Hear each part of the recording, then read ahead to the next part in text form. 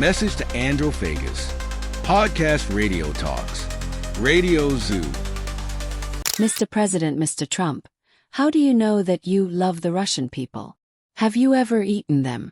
History, after all, tells us that it was the Russians who were known as androphagous, cannibals who consumed human flesh. You might want to check the historical accounts and writings of ancient travelers and historians. They described a civilization in Kievan Rus and, in stark contrast, sheer horror in the swamps of Zalizia, the very land where your beloved Russians resided.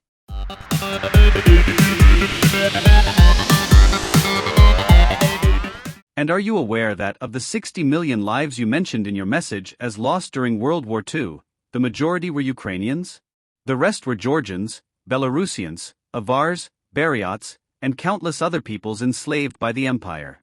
Your cherished Russians, on the other hand, were busy sending these other nations to slaughter while they themselves fought primarily in blocking detachments, a practice they continue to this day. Or they bartered their starving Leningrad compatriots' jewelry and stolen revolutionary heirlooms for scraps of inedible bread. Others killed wounded Ukrainian soldiers in the rear under the guise of counterintelligence, served in Hitler's Russian Liberation Army, or found themselves in the Gulag camps that you might know as the Soviet Union's concentration camps, where more than 20 million Ukrainians were executed following the war.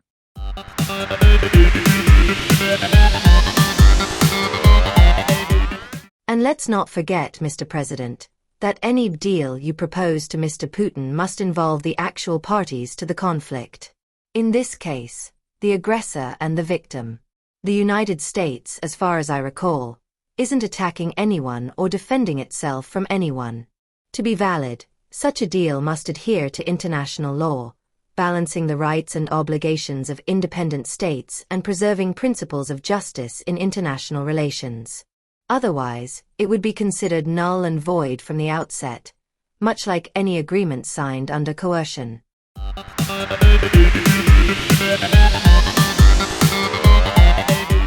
Surely, as a former U.S. president, you can consult your lawyers on this.